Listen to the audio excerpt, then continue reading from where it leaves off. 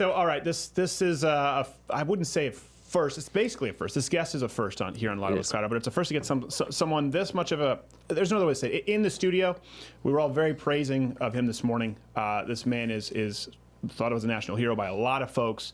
And we just so happened to, I guess his daughter is a fan, is a Mug Club member, and so we were able to get him. Darren, our booker, got him on the line. This is the man who pursued, and I believe, I'll let him explain it, shot the shooter, the Texas shooter, who everyone has been talking about right now.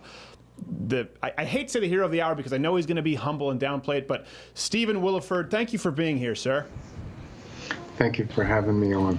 Well, I know how emotional of a time this must be and probably exhausting. Everyone's been wanting a piece of you in the press, so I really do appreciate you making the time. And listen, if ever you just don't want to discuss it, or I know legally maybe you can't answer a question, just feel free to say pass, and my moronic self will move on down the trail.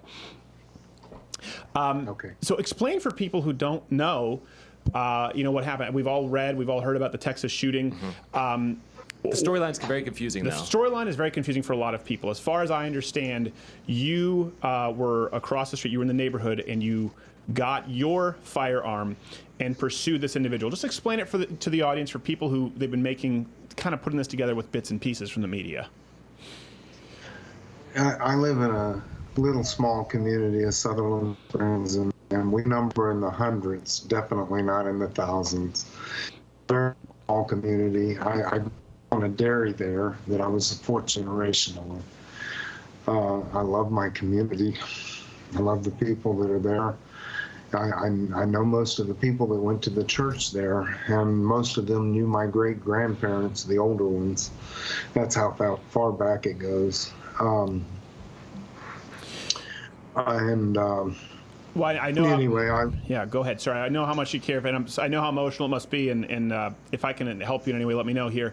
The community knows you well. Everyone who's been interviewed has spoken so highly of you.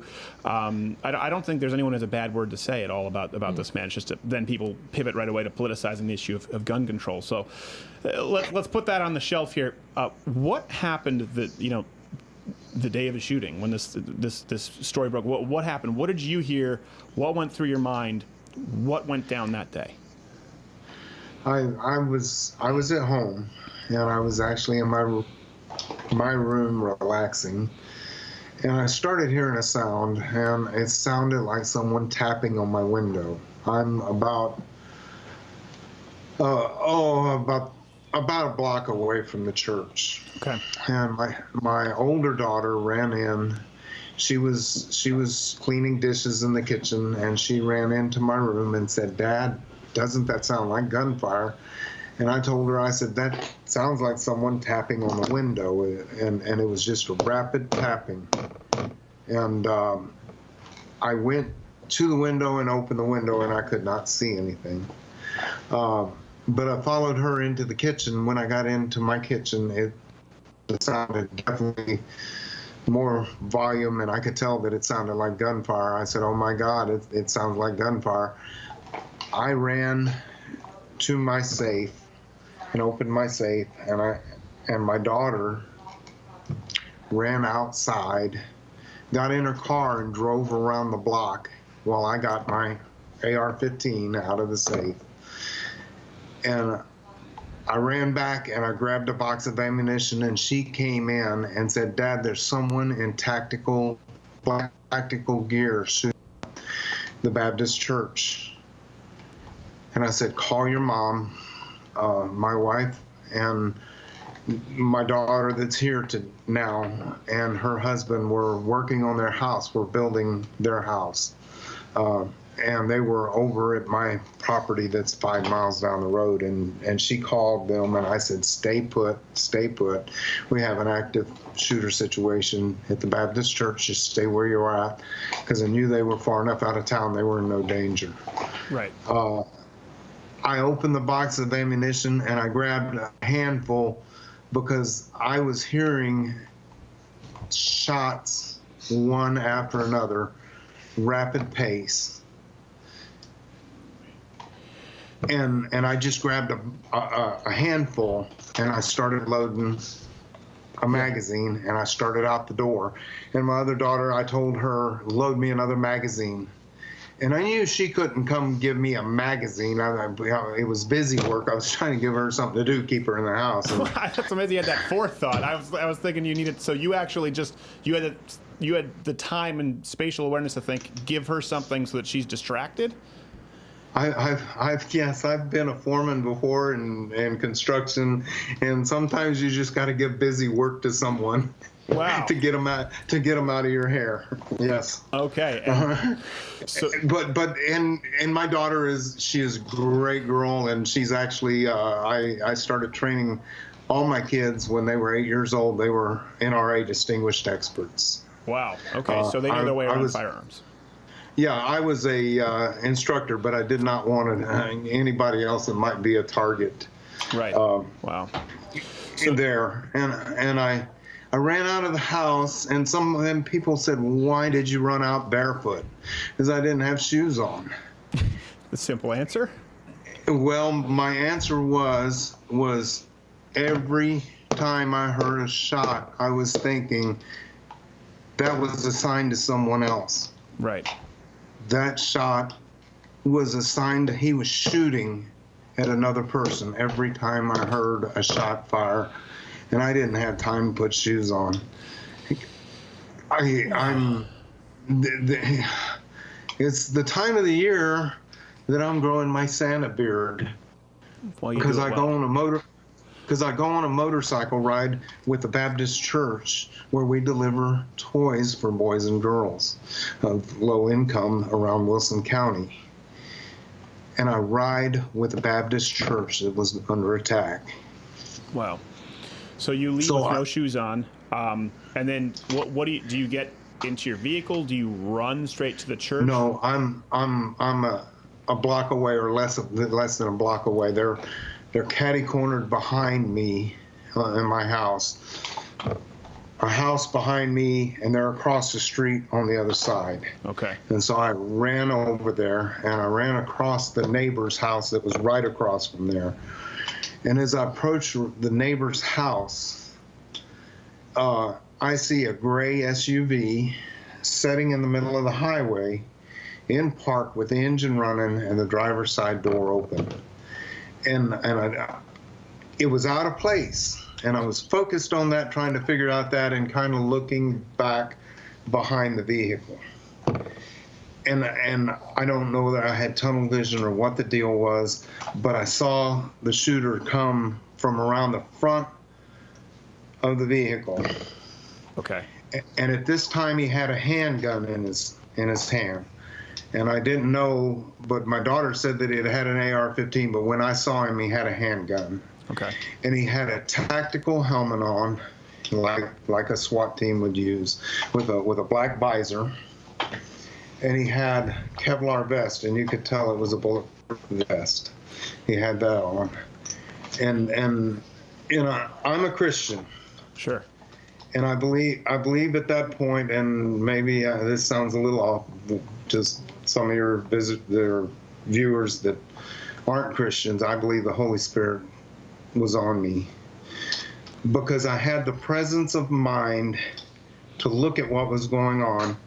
And as we exchanged fire, I noticed that the side was one of those tactical vests that Velcros across, meaning he has Kevlar in the front, Kevlar in the back, nothing in the side. How far away was he at this point, for context, would you say? 20 yards. Okay, so 20 yards, so you can see that clearly, and someone like you is trained with firearms, 20 yards is well within what you would practice with. I had a AR-15 with an EOTech on it. Sure. And I trained at 20 yards. That's no real great, amazing shot. I shot between the two Kevlar plates. Well, that is a great shot with the not to just heap praise, because I know everyone else will, but to have that frame of mind and, like you said, that foresight. I know people are going to be asking, did this come with your NRA instructor training, military background? Because most people would not think to look for this, to be aware of your surroundings. It is remarkable. Well, that's what I'm telling you. I can't explain the clarity of mind that I had. I can't explain it. And not only that, but I was using the neighbor's Dodge pickup truck. He had a 4-wheel drive Dodge pickup truck in his driveway, and I was using it. All he had for a shot for me is my head, because I was behind the truck and using it for cover. Okay. And we exchanged fire, and he hit the neighbor's car's windshield. He hit the neighbor's house, and he got into the vehicle, and I fired it again. And he fired 2 more shots through his side. Well, actually, he fired 2 shots through his side window first. And I noticed the 2 distinct pistol shots coming through the sides of the window. And I fired my AR-15 again, and it took the window down. It fell. Okay. And I took another shot. And at this point, I'm shooting where his head would be. Right. And he started the vehicle, and he turned down 539, which is a highway, and he took off. And I took one more shot at what I perceived would be about his head through the back windshield, and it shattered. Okay. And he blasted down the road.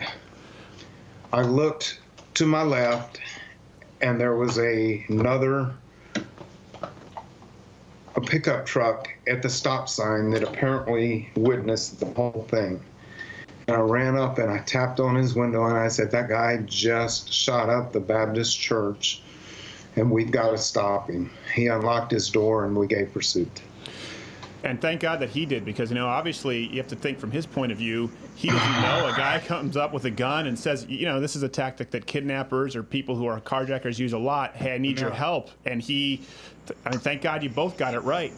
He did witness the exchange of gunfire. Right. He saw the guy shooting at me also, and he saw him run out from the Baptist church, and he saw him in black tactical gear, and me with no shoes on. Right. Yeah. He might have at that point he might have said, "Okay, that's the bad guy, the guy with the black visor, not the guy with the Santa beard and the no flip flops." So he lets you in. You've a few windows now have been shot through, and how far is he from you as you begin trying to close that gap? He had a considerable lead. We did not even. But he left out of there, and we shot across a major intersection at full speed. And again, I had the presence of mind. I dropped the magazine because I didn't load a magazine. I just grabbed a handful and stuck them in, didn't count them. Right.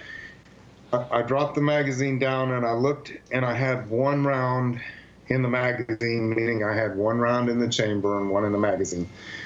And I pushed it back in place. He had called 911 at this point, and he was talking to 911. And obviously, the Wilson County Police Department and everybody else has got an active shooter at the Sutherland Springs Church.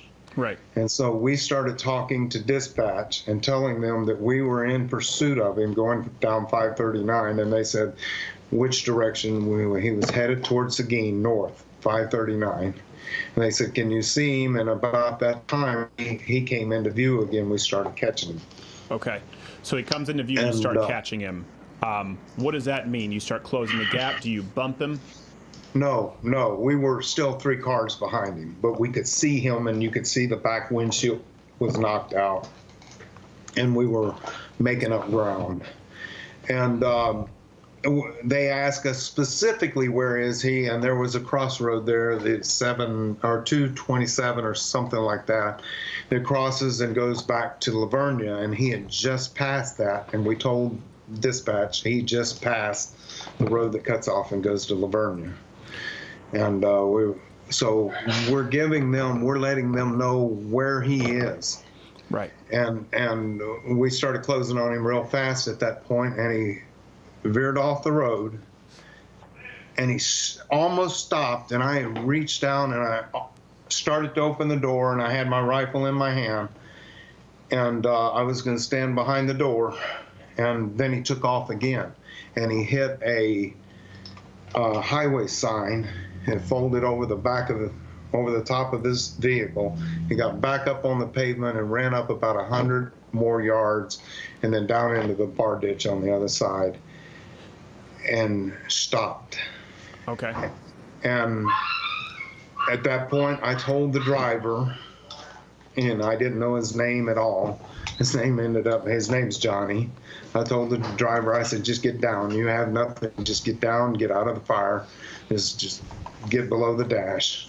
And I opened the door, and I got out, and I used the truck again to lay my rifle across the hood of the truck. And I started yelling, driver, get out, get out. And I was yelling a few rude obscenities, which is not like me. Well, I think it's forgivable in this instance. I don't think anyone here is going to be too upset about it. So you're yelling, your rifle is on there.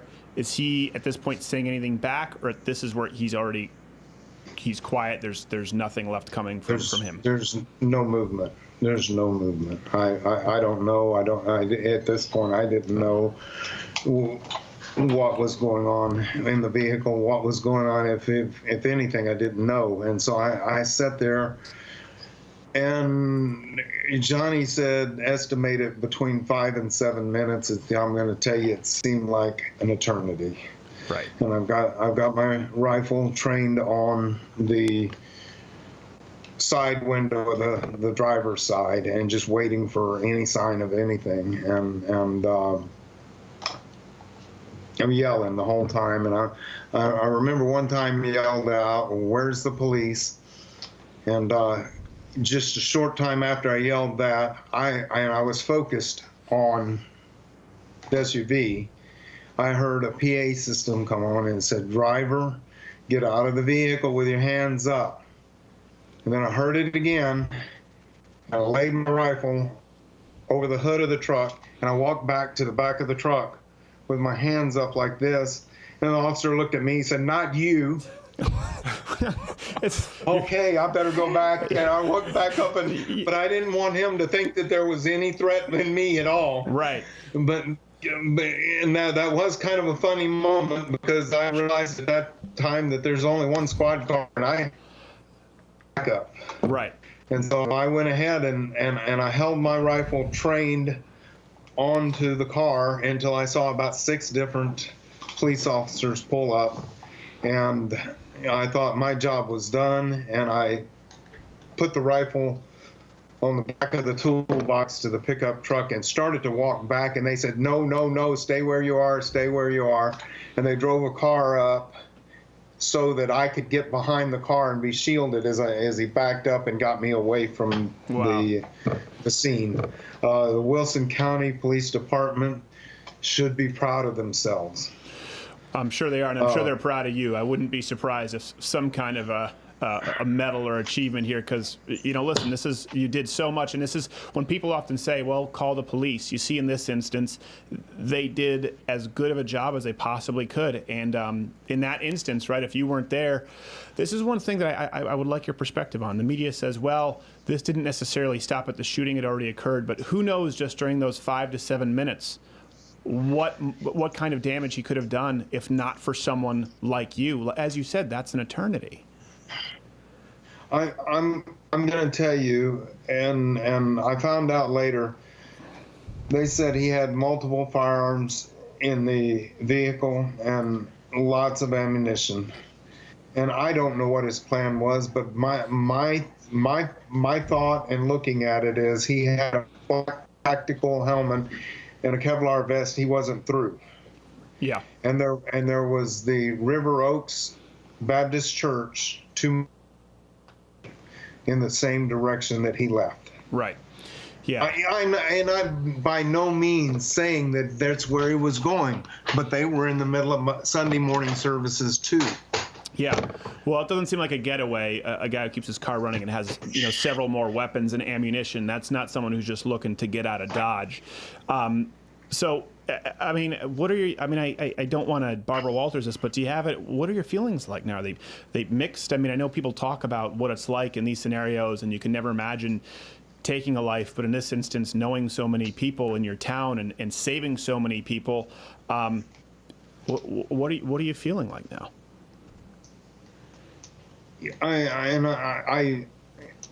I'm having all kinds of issues, and I know I probably need to talk. I know police officers go through some sort of counseling, and I probably need to talk to a counselor, and I'm going to, because I can't put my finger on what my feelings are.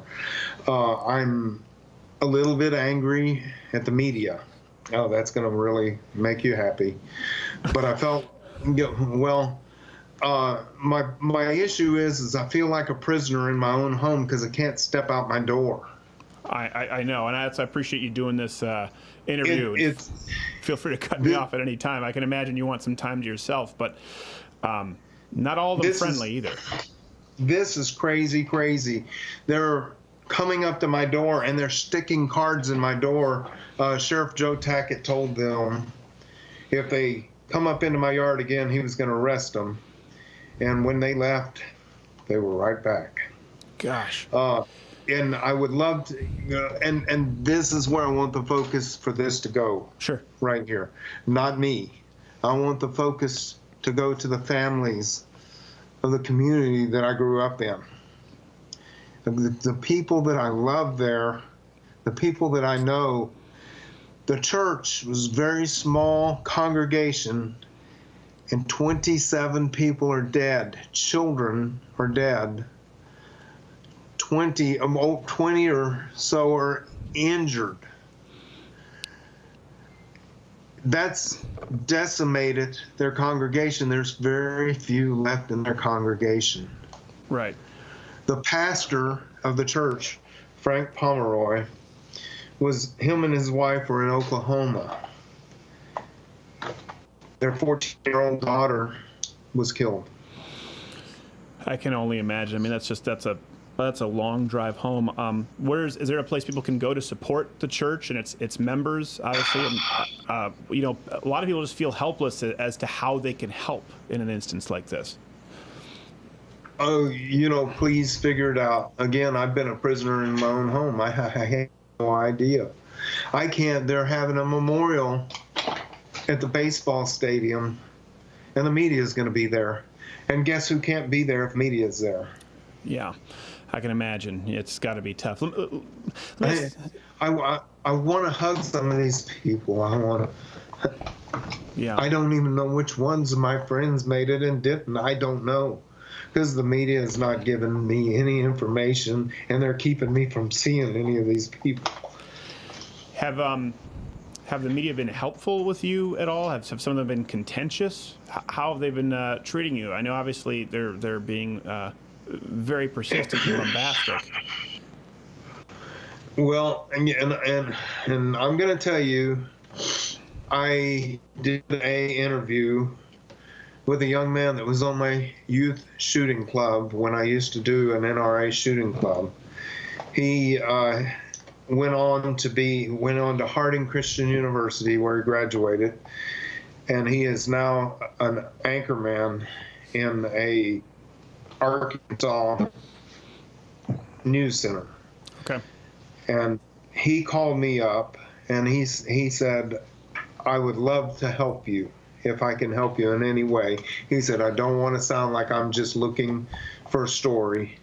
He said, but you know me. He said, you can do this and you can have a friend doing it. He said, tell me. And he says, my boss will send me right away and we can be down tomorrow. And I said, come down. Yeah. And I have done a interview with him also. I did that before I did this. And he said that would show 5 o'clock news, and it would move on to media outlets farther out. Yeah. After they had it.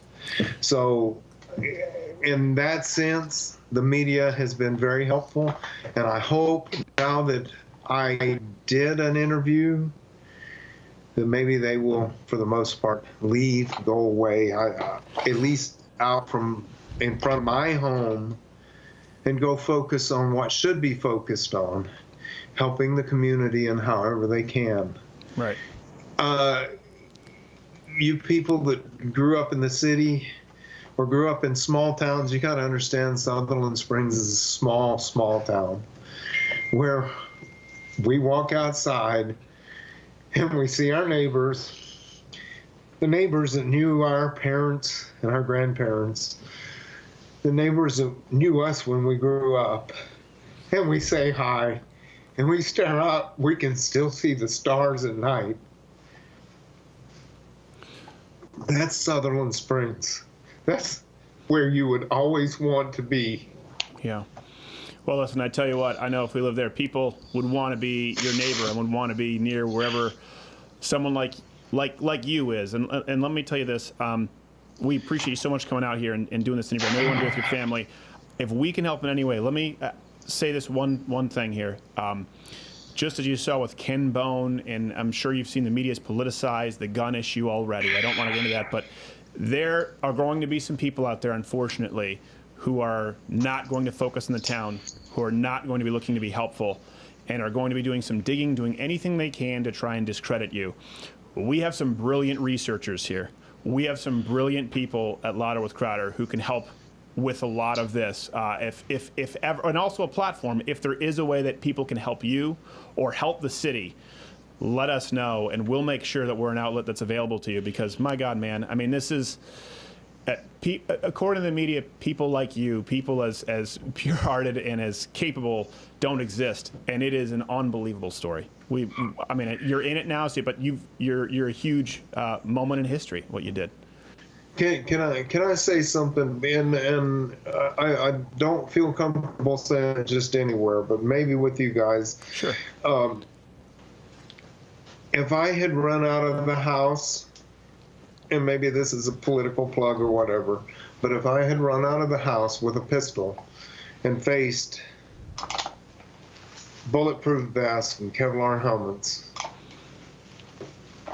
it might have been futile. Right. I know. And I ran out with an AR-15, and that's what he was shooting the place up with. Right. And it's and I hate to politicize that, but that's reality. Yeah. No, listen, and thank God that you did. And I don't want to draw any kind of politicization out of you. Unfortunately, the media is already doing it. Right before we came on here, it was Slate saying, well, this actually isn't true, this narrative, because the shooting was over. And you know what? Listen, I will do this since you don't want to, because you're so kind and want to focus on rebuilding and helping. When people say, why do you need an AR-15? When people say, why do you need X amount of rounds?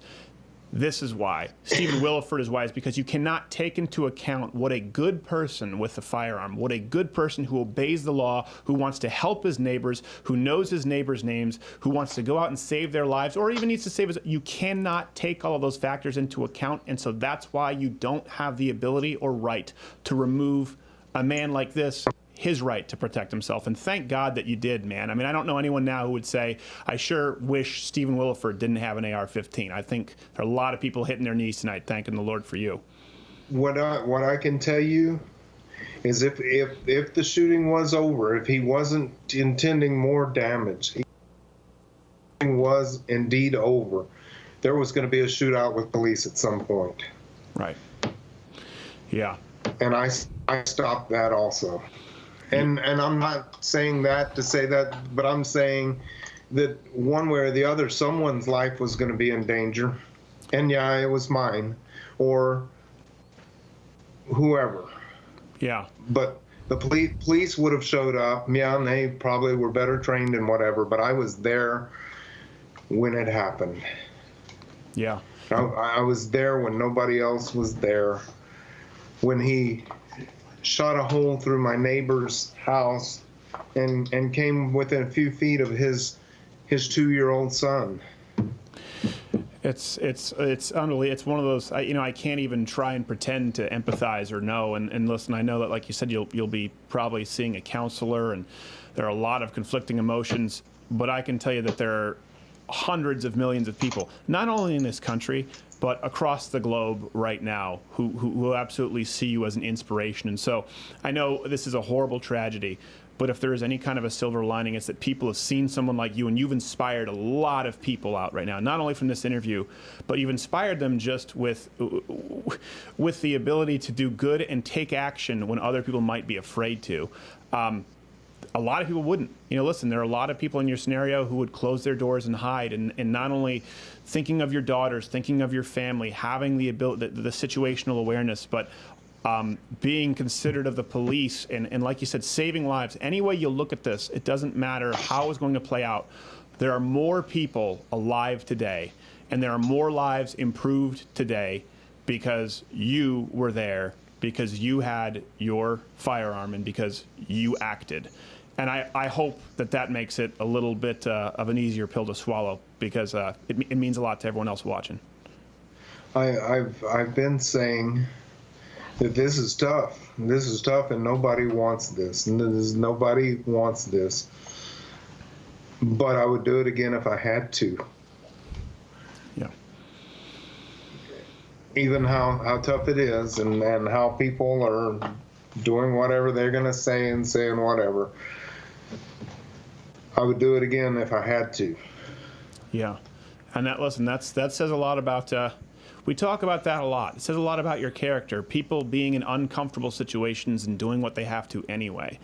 And looking back right now, and what I'd imagine is probably if not certainly one of the most uncomfortable moments of your life, and saying, listen, I would do it again. You're not doing it for you. The guy wasn't coming into your house.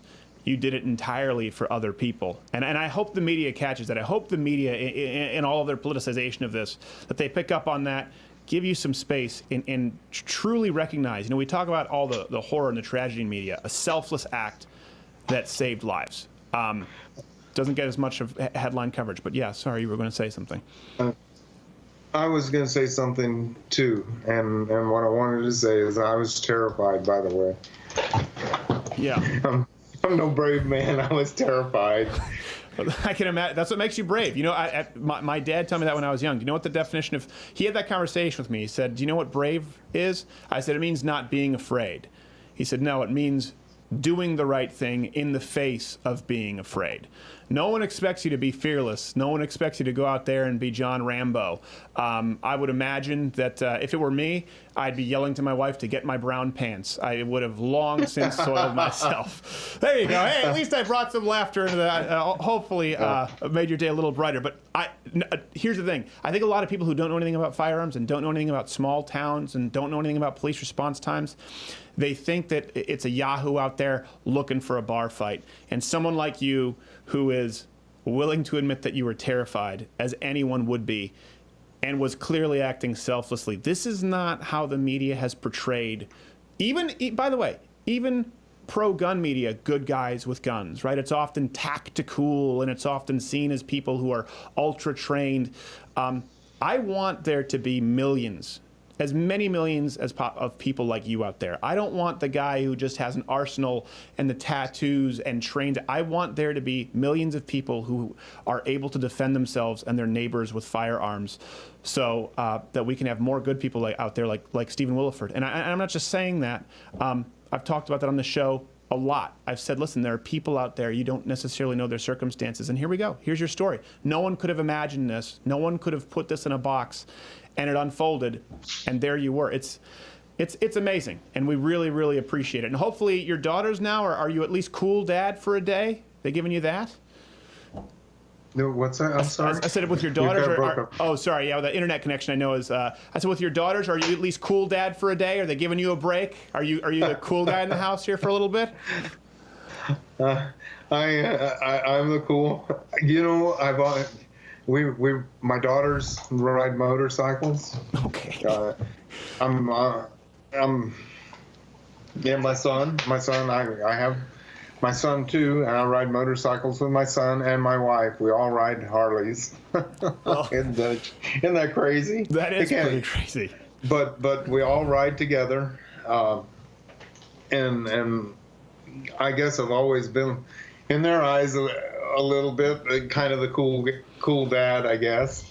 I am a blessed man. I am a very, very blessed man, because all my kids still love me and they think I'm all right. Not many people have that, but and we still do. We ride together, and I now have a daughter that's married and a son, so a son-in-law there. I got my son that's married. He's sitting right here with his beautiful wife. And my oldest daughter is about to get married. So, Oh, wow. Yeah. Well, if they can hear me, hey, daughters and sons out there, get your dad a gift. Make sure it's better than some crappy #1 dad mug. Get him something cool here. The man. Maybe a clouder mug. Yeah. Oh, well, listen, we'll get your whole. I know your daughter's a mug. We will get you anything you want. Listen, anything you want. Any resources we can provide for you, because not to be a downer at all, but as you know, the media can be ruthless, and we are going to provide all of our tools at your disposal. If there's anything we can do, let us know. And to end on a positive note with this, you know, we often hear this in church. We often hear it with when you hear tragedies or people who lash out. They say, you know, hurt people hurt people. Hurt people hurt people. We hear that a lot. Well, you know what? You just heard it from Mr. Willeford. He said, I am a very blessed man. And you know what? Blessed people bless other people. And in this instance, this guy has blessed, we don't know how many, this is a great example. You don't know how many lives were saved, but we know it's something, and we know that it matters. And I know in the face of tragedy, it doesn't mean a whole lot to some people in the temporary, but in the permanent, it means a whole lot. We really appreciate you, brother, Mr. Willeford. Thank you for taking the time, and go do something with your kids and tell the people putting cards through your slot to take a hike. We gave you permission to. And please, if you can find a place, and I'm sure the Baptist Church would in Sutherland Springs would accept donations. I'm sure there's a lot of funeral expenses coming up, and a lot of things. And again, that isn't even the church that I go to. Right. No, we but it is a church that's near and dear and close to my heart, and they need help. Well, they need prayers. They need prayers, and they need everyone can provide in their prayers, and you know, you can send them letters. But we'll be looking for either if there's a GoFundMe, or if they can go to the website. We will make sure to post about it. Do we know, Jared, if there's anything? I don't think we know yet. I don't think we know yet. But as soon as there's a definitive way to tangibly support them, we'll get it up on the website, and we'll get it in the link to this interview. We'll go back and re-edit it retroactively to fix it. Please, everyone out there, listen, if you're an atheist, if you're a Buddhist, if you're a Taoist, if you're an I don't knowist, I don't care, but these are fellow Americans who need help. Look at it that way. And Stephen, thank you so much, man. We really appreciate it. Thank you. Hey, did you like this video? What, you didn't? Oh, you're a cat person? Well, that makes sense. Disregard him and or her/Z. Everyone else, hit the subscribe button and leave your comment below as to why you like this video. Hey, you know what? Crazy cat, you can get back. You can comment below too as to why you don't like it.